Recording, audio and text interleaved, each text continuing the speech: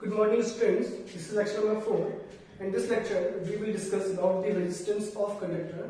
In the last lecture we discussed about the Ohm's law which states that the current flowing through a conductor is directly proportional to the potential difference applied across the ends of conductor, and in this expression we introduced our proportionality constant R, which is known as the resistance of conductor. And this lecture we will discuss about that resistance. What is the resistance, होता क्या है, resistance क्या होता है, क्यों offer होता है, क्या रीजन है, तो सब लेक्चर में डिस्कस करेंगे. तो बच्चों डेफिनेशन आप बोर्ड पे देख सकते हैं. रेजिस्टेंस क्या होता है? It is the obstruction possessed by the conductor to the flow of electric current. बच्चों कंडक्टर जो है ये क्या करेगा बच्चों, जैसे हमने पढ़ा लास्ट लेक्चर में कि जैसे हम इसमें एक सेल कनेक्ट करते हैं तो जो इसके इलेक्ट्रॉन्स है वो पर्टिकुलर डायरेक्शन में मूवमेंट करना स्टार्ट कर देते हैं और इसकी वजह से हमें क्या मिलती है, इलेक्ट्रिक करंट मिलती है. तो बच्चों जो रेजिस्टेंस है ये प्रॉपर्टी है कंडक्टर की, जिस by virtue of which it is the property of conductor by virtue of which it opposes the current flowing through the conductor. जैसे कि हम देख चुके हैं बच्चों, इसमें जो डायरेक्शन ऑफ करंट होगी वो होगी opposite the flow of electrons. तो इस करंट का जो अपोज करता है कंडक्टर, ठीक है, जिस प्रॉपर्टी से वो इस करंट का अपोज करता है उसे हम बोलते हैं रेजिस्टेंस ऑफ कंडक्टर. सिंपल सी बात, रेजिस्टेंस मींस ऑब्स्ट्रक्शन. ऑब्स्ट्रक्शंस किसके लिए? करंट के लिए. और कौन पोजेस करेगा, ये कौन करेगा ये ऑब्स्ट्रक्शन, कौन पोजेस करेगा? It will poses by the conductor itself to the flow of electric current. Resistance क्या है बच्चों? एक ऑब्स्ट्रक्शन है जिसकी वजह से कंडक्टर किसी भी करंट जो उसके थ्रू क्रॉस हो रही है उसे अपोज करता है या उसे ऑब्स्ट्रक्ट करता है. इस प्रॉपर्टी को बोलते हैं हम रेजिस्टेंस. अब बच्चों क्वेश्चन ये आता है कि कोई कंडक्टर जो है वो रेजिस्ट क्यों करता है कंडक्टर को, सॉरी करंट को, और वी कैन से वो करंट को अपोज क्यों करता है. तो बच्चों इसके लिए थोड़ा सा हमें डिटेल में जाना पड़ेगा. तो देखते हैं, आई होप कि आपको ये समझ में आ जाए. As this is the conductor. बच्चों जैसे कि हमें पता है कोई भी कंडक्टर होता है वो बना होता है एटम से. एटम, फिर मॉलिक्यूल, एटम, और फिर आप बात करेंगे तब उसके अंदर एटम्स के अंदर इलेक्ट्रॉन्स होते हैं, न्यूट्रॉन्स होते हैं, प्रोटॉन्स होते हैं. अब बच्चों आपको ये डिस्कस करेंगे हम. जैसे सपोज को this is the conductor made of atoms. बहुत सारे एटम्स होंगे इसमें, बिलियंस ऑफ एटम्स.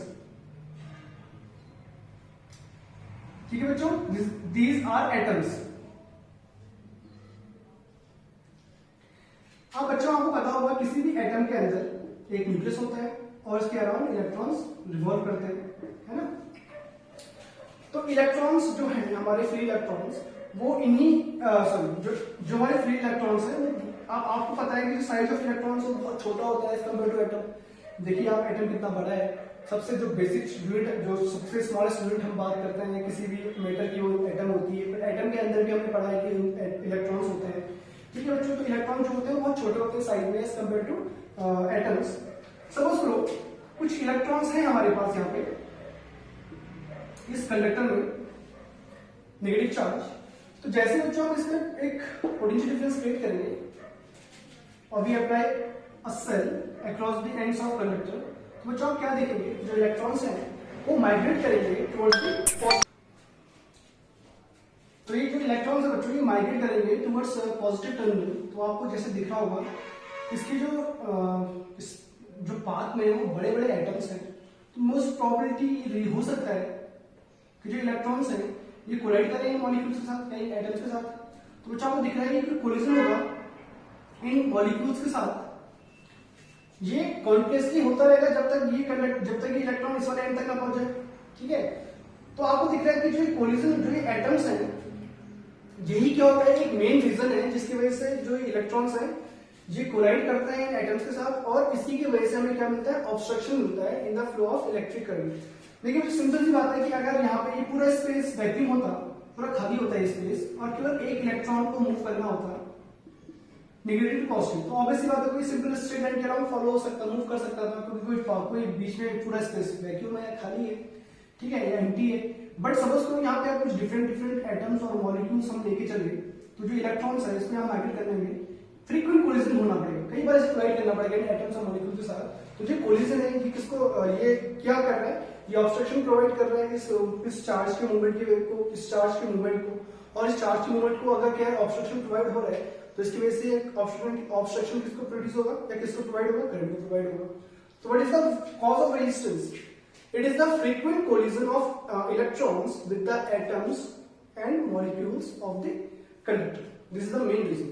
जो कोलिजन है उसकी वजह से ये ऑब्स्ट्रक्शन प्रोवाइड हो रहा है इलेक्ट्रॉन को, और अगर इलेक्ट्रॉन को ये कोलिजन ये ऑब्स्ट्रक्शन प्रोवाइड हो रहा है तो इसकी वजह से हमारी इलेक्ट्रिक करंट है उसको भी ऑब्स्ट्रक्शन प्रोड्यूस होगा या प्रोवाइड होगा।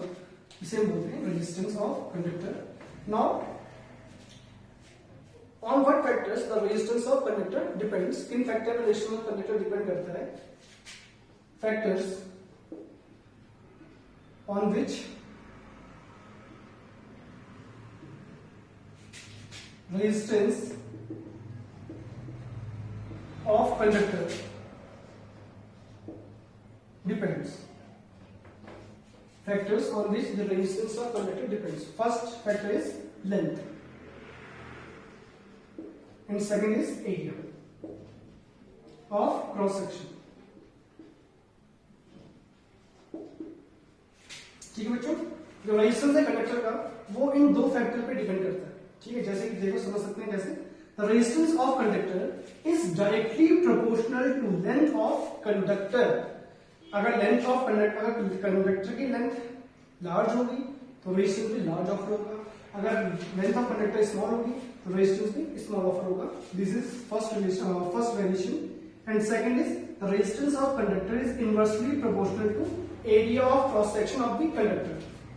इट मींस अगर एरिया ज्यादा होगा कंडक्टर का तो रेजिस्टेंस कम होगा, और अगर एरिया कम होगा तो रेजिस्टेंस ज्यादा होगा। For example, we have two conductors of same material and different length.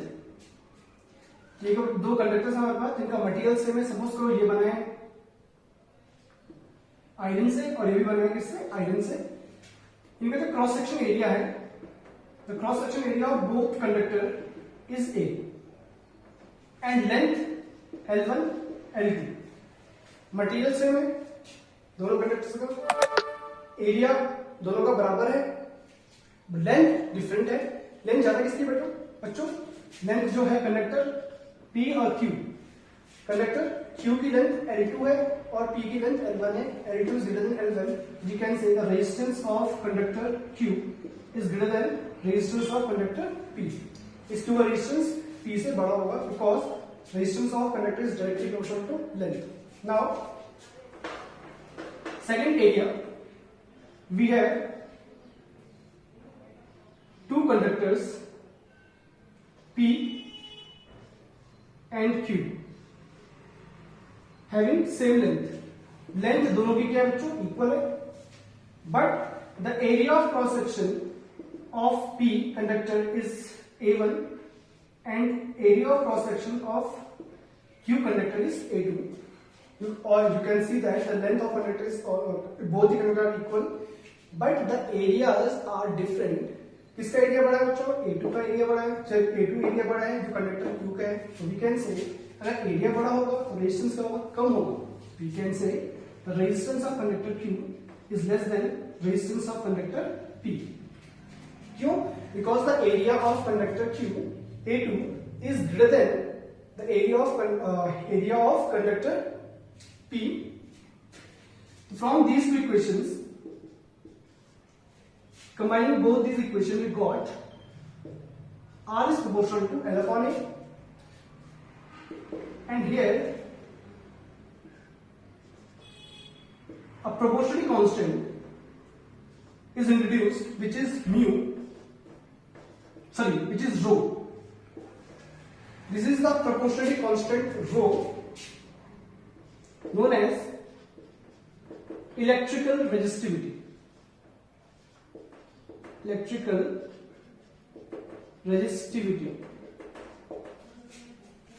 एक प्रोपोर्शनलिटी कांस्टेंट है बच्चों जिसे हम बोलते हैं electrical resistivity, and we can also find the SI unit of electrical resistivity the formula of electrical resistivity becomes RA upon N.